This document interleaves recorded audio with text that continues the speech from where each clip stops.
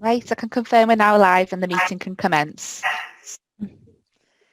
Good afternoon. Members, the appointed chair of today's committee, Councillor Maloney, has indicated that while she is currently present at today's meeting, due to technical difficulties that she has been experiencing, she is concerned that she may not be able to remain present throughout, and on that basis will be unable to act as chair for today's meeting. Therefore, can I call upon members to move that a voting member shall take the chair for today's meeting? Can I move Councillor Jan Wright to be chair for today? Thank you. Is that agreed? Agreed, Chair. Second that. Okay, thank you. I can confirm Councillor Grace is now chairing this meeting. Okay, can I say welcome to everybody.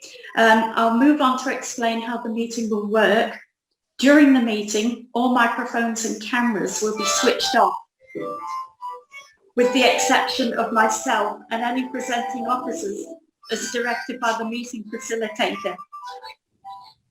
Leaving the meeting. Should anyone leave the meeting for any reason, the meeting will continue unless it is no longer quorate. Privacy and confidentiality. Please ensure that any items relating to personal, private, confidential, exempt information are not visible through your camera or screen sharing until any press and public have been excluded from the meeting. Please be advised that all proceedings of this meeting will be recorded and broadcast on YouTube live for members of the public to see. Etiquette. Please ensure that when you are not speaking, your microphone remains on mute and your camera is switched off. Questions and comments. If you wish to speak at any point, please turn on your camera and raise your hand, or alternatively indicate via the chat function. The meeting facilitator will then unmute your microphone and invite you to speak at the appropriate time. You should then click to confirm that you wish to unmute your microphone and then state your question or comment. Please do not try to unmute yourself. The meeting facilitator will do this for you. There'll be a slight delay and then you will be prompted to allow yourself to be unmuted. Please select the blue button that says unmute now to do so. Approving items. When I request you all to approve or note an item, I will ask you to turn your camera and the meeting facility will then unmute everyone to turn on your camera. If you have any issues, this will then be your opportunity to raise them. Silence will be taken as approval.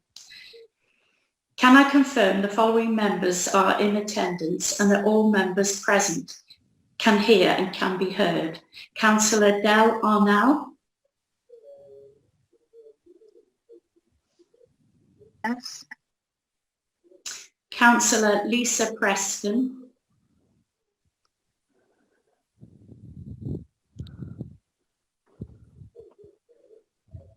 Yes, I can hear that. Present. Thank you.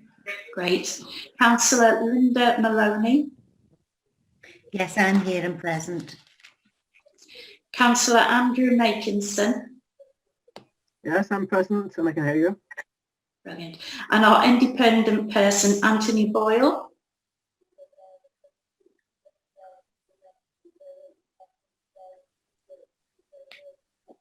Yes, I'm present and can hear you.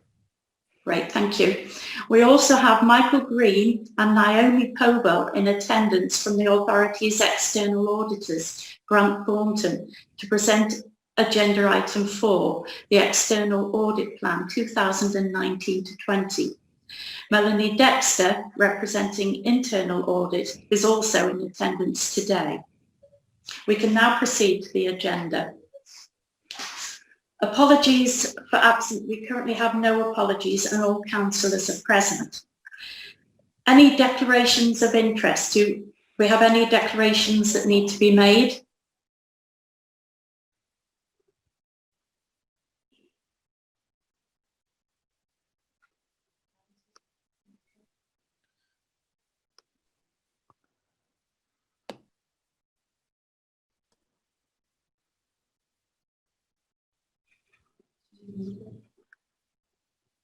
Councillor Grace, can you hear me? Yes. We lost you for a second there. Oh, sorry. I wonder why. Do you want me to read the last bit again? Yes, please. From declarations of interest? Yeah, why not? Yeah. Matters of urgency. There are no matters of urgency to be admitted onto the agenda. We have the following exempt item. Agenda item 3, the exempt minutes from the 18th of March 2020. We need to approve the minutes of the previous meeting. Could members now turn on their cameras by clicking Start Video in the bottom left-hand corner of the screen? The meeting facilitator will now unmute everyone to provide you with an opportunity to raise any issues with regards to the minutes. If you wish to raise anything, please click to confirm you want your microphone to be unmuted and state your comment. If no issues are raised, minutes will be taken as approved.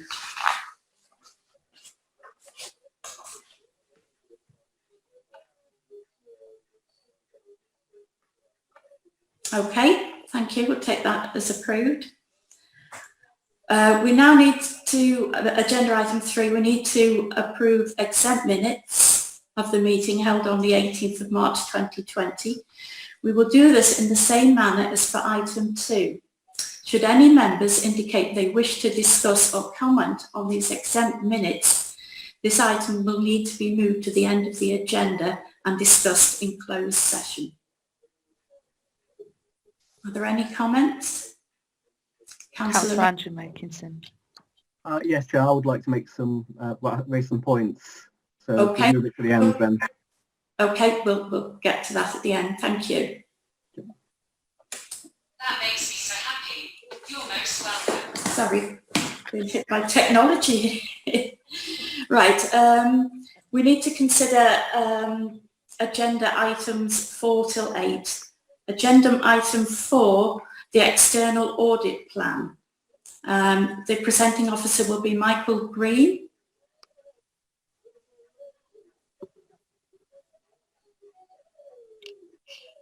Afternoon, Chair. Can everyone hear me? Yes, Michael. Yeah. Excellent. Okay. Thank you, everyone. Here to present to you today our External Audit Plan for the audit of the financial statements and our value for money conclusion for the year ended 31st of March 20. I'll take the report as having been read, but I will take you through some of the key aspects of the report, and happy to take questions at the end of the presentation. So if we can start on page 3 of our audit plan, just take you through the significant risks that we have identified with regard to the financial statements based on the planning work that we have completed earlier this year. These risks are consistent with what we've identified in previous years, although there is one additional significant risk this year linked to the COVID-19 outbreak, and I'll take you through that in a little more detail. As you can see there, we've got the risk of revenue recognition. That is a standard significant risk that is a feature of all audits, although for Mersey Fire we've actually rebutted that risk, given the sources of revenue are mainly through grant funding and other sort of statutory income, and therefore we believe there's very little risk of manipulation or error in that regard. The second risk is around management override of corrupt controls. Again, a standard audit risk on all organisations, which we are unable to rebut under audit standards, and that's generally linked to the potential for financial statements to be misreported through the use of journal entries or management controls override. We don't believe there are any specific risks for Mersey Fire as a result of that, but as I say, it has to be a feature of our audit plan and the procedures which we subsequently carry out later in the year. Valuation of land and buildings. You may recall from last year, this was a key feature of the audit, and it represents a significant risk, primarily due to the level of estimation and assumption that goes into deriving the valuation of properties within your balance sheet, and obviously that is a significantly material number on the balance sheet of the authority. Valuation of the pension fund net liability, again, very similar to property, plant and equipment valuation. That's a very complex technical area with input from actuarial experts, and there is a high level of estimation and assumption uncertainty associated with that. Again, in the previous year, there were a number of issues identified which led to material adjustments to the financial statements, and that continues to be a risk for us to evaluate for the current year. The additional risk, as I've mentioned, is around COVID-19 and the impact on that on the authority and our audit. Again, this is a significant risk that we are identifying for all our audit clients this year, and it very much links to the way, you know, the impact of lockdown. Individuals have been working remotely, so we're just looking to consider that the authority has maintained appropriate arrangements, processes and controls to ensure that the financial statements are prepared accurately. But there are also issues around the fluctuation that is inherent in things, cross-cutting areas such as property valuations, the impact on the pensions that we've already talked around again because of changes in market activity, and several other areas where issues could have been impacted because of the lockdown and the state of the economy generally. The responses that we propose to carry out in respect of those risks are set out in more detail on pages 6 to 9 later in the report. I don't propose to talk through those in great detail, but as I say, can answer any questions you may have with regard to those. In terms of materiality for the audit, we've set that at just over 1.5 million for the current year. It's slightly increased on the materiality for last year, and that equates to around 2% of your gross expenditure. And any errors or misstatements that we identify over 77,000, we will report those back to you within our audit findings report later in the year. In terms of value for money, I mentioned we also conduct a review of that area as part of our audit.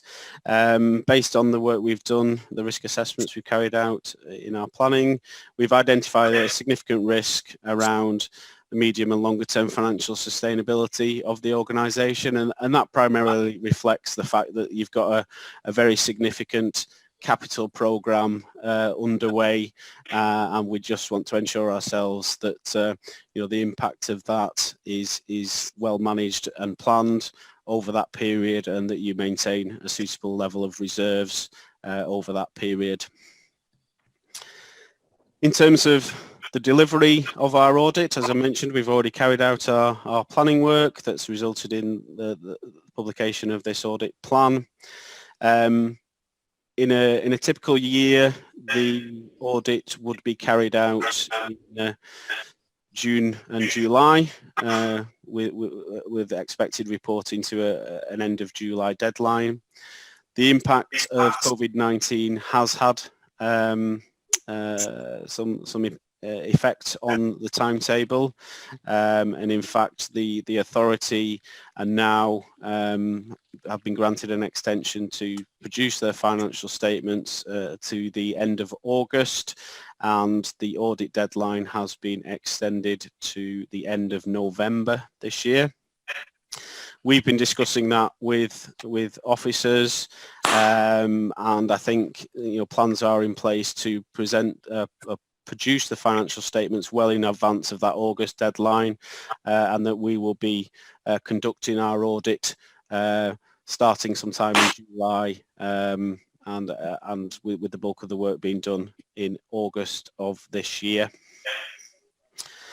Lastly, just wanted to confirm that we remain independent as your external auditors, and that we have included our fee proposal on page 14 of the plan, and those fees are 29,966, which is a reduction on the outturn fee for the prior year.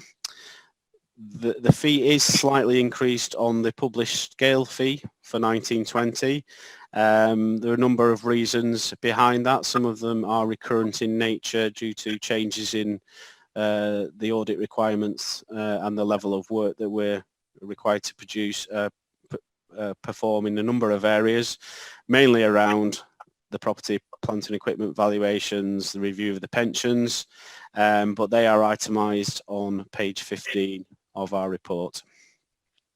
Didn't propose to talk to anything else as part of this, but again, happy to take any questions.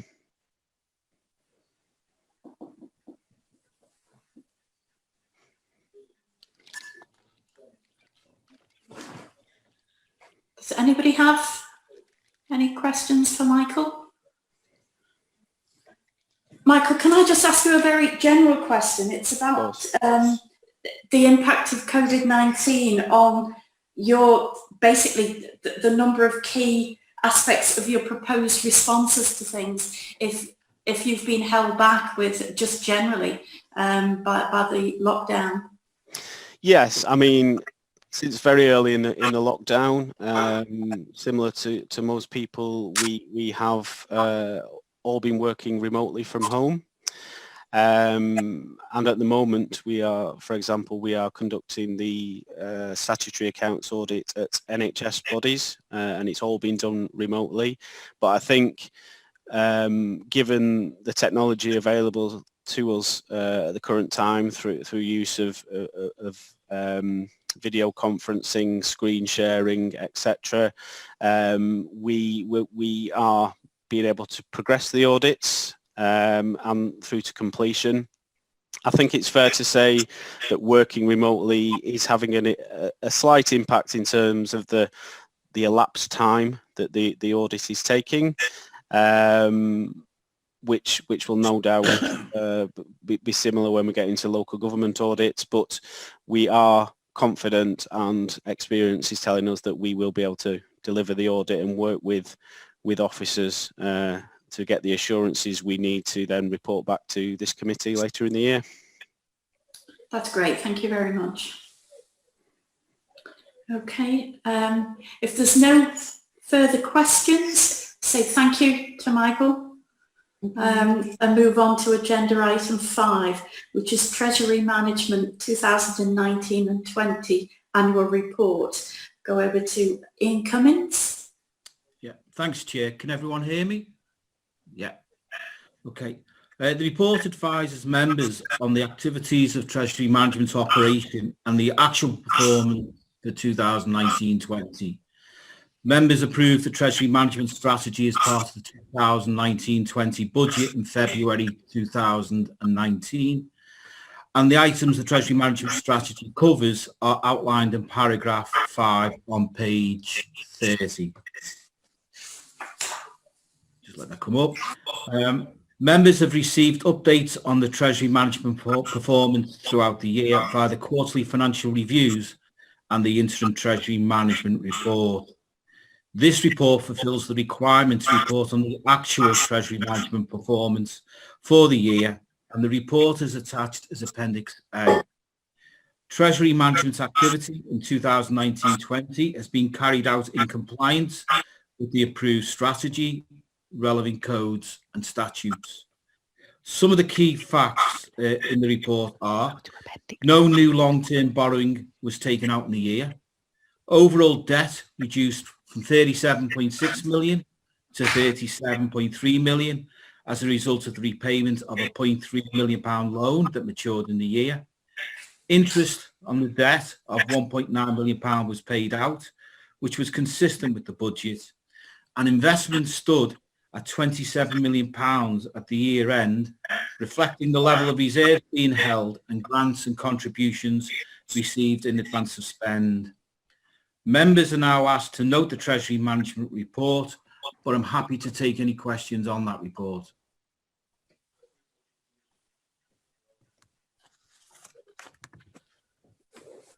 If anyone has any questions or comments, please switch on your camera and raise your hand.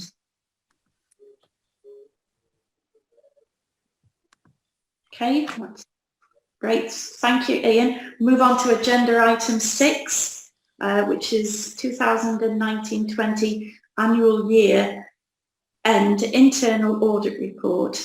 Ian? Thanks, Chair.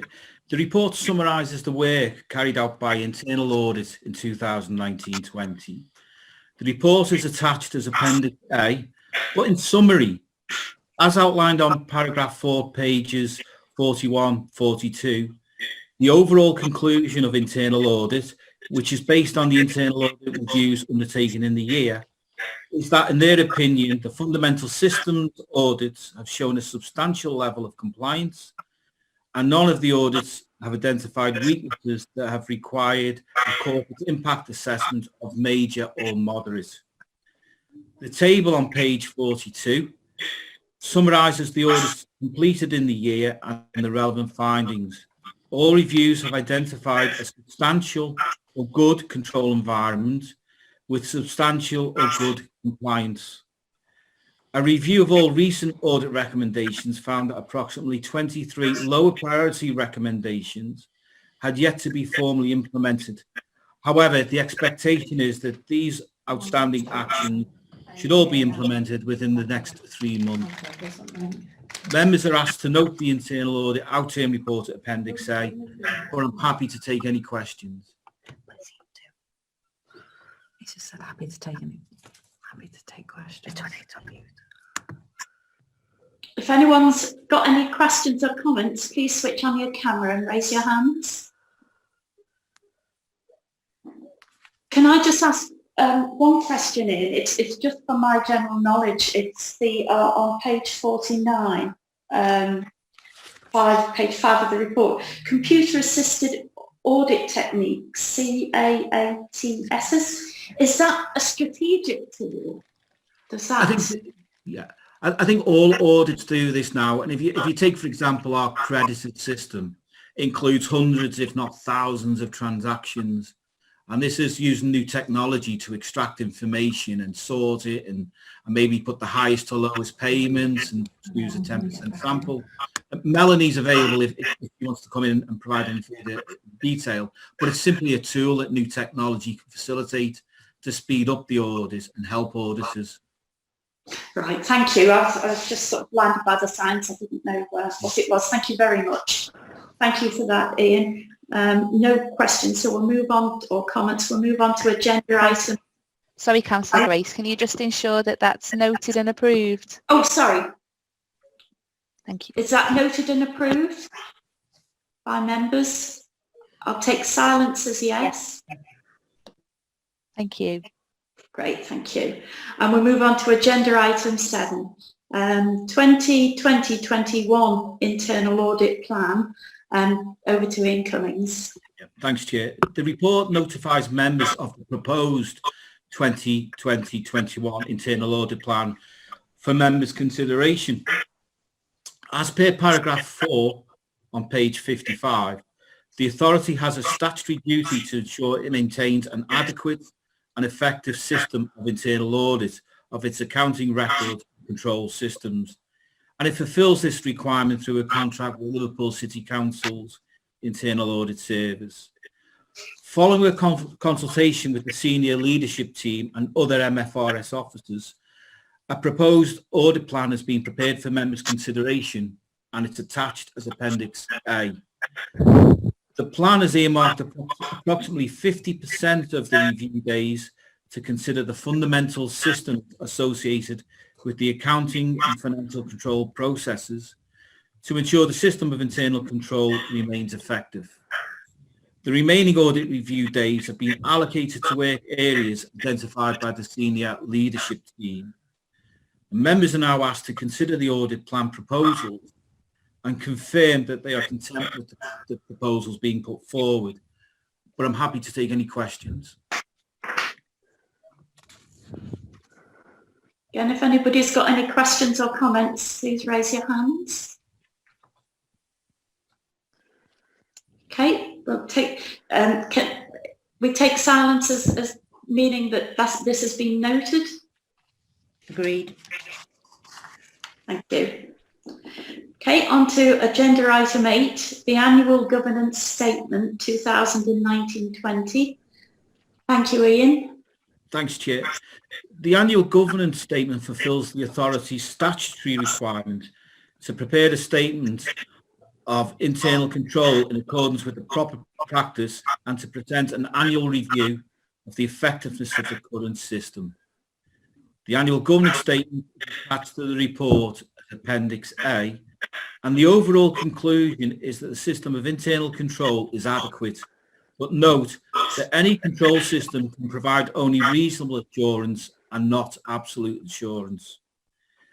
The annual governance statement in Appendix 1 identifies in Section 3, pages 66 to 69, it outlines the governance framework. These are the key elements of the systems and processes that underpin the authority's governance arrangements. Section 4 on page 69 to 74 reviews the effectiveness of the governance arrangements, including the system of internal control. The significant governance issues on section on page 74 to 75 identifies in paragraph 4.10 and 4.11 the 2019-20 and recent historic challenges faced by the authority. And on paragraph 4.12 to 4.19 considers the 2020-21 and future years potential challenges. Members are asked to approve the 2019-20 annual governance statements, and if they are happy to approve it, I will then seek the signatures of the chair of the audit committee, today's audit committee, the chief and myself to sign off the annual governance statement as being approved. I'm happy to take any questions on the statement. Okay, once again, if anybody has any questions or comments, Councillor Makinson. Thank you, Chair. Just a question on page 76 under 4.154. That refers to the government being expected to fully cover the costs of COVID-19 throughout the year. And that seems to be contrary to what the authorities are saying in terms of Liverpool, certainly. Are we still confident that the fire service will be fully covered for all costs? Yeah, I think there's a massive difference, to be honest, in terms of the cost of the fire service and the cost of a local authority. The cost of the local authority, there's a lot of man-led activities that are driving up additional costs with social care, and there's a significant loss of income in terms of car parks, leisure centres, sports centres, etc., etc. For the fire service, you can probably split it in two halves. There has been a loss of income from our TDA, the commercial training, Prince's Trust income, and we've identified potentially what that would be in a full year. And secondly, there's the additional cost of ensuring that we've got the PPE for our staff and some additional staffing costs. So the impact in financial terms, maybe for the fire relative to the local authority, I think there's a big difference, but there is still significant costs that we've incurred. Now, there is a risk that the 1.4 million that we've received may, if the required changes that we have to put in place, and the loss of income continue to the end of the financial year. But the government has indicated that it is still considering, both for local authorities and fire authorities, the opportunity to provide additional funding. So I would be hopeful that if that did happen, further funding from the government would come. I think in addition, fire has also got an opportunity. £6 million has been held back by the Home Office for fire services to bid for additional activities we may have taken on. So that's a source of funding that we've still got. And the NSCC has also got some funds available to help in terms of national resilience. So if any costs we've incurred in that. So I am confident that we will receive full funding for our additional costs, but there is still some sort of marginal risk, I think, relative to that you face in a local authority. I don't know if the Chief wants to come in on that, but that's certainly my view. Yeah, no, only to just reinforce what Ian said, really. We have some costs in relation to COVID-19, the loss of income, the amount of PPE that we've been required to purchase to fulfil our functional roles, and some of the broader roles that we've taken on more latterly. So, but we have had sufficient funding as it stands to kind of cover those additional costs. We are now in the process of, as you will understand, making our buildings COVID secure as a result of the requirements which have come out around workplace guidance. Then we will, incur some maybe additional costs. Again, we will seek to recover that the costs aren't met with the finances we've currently been provided with.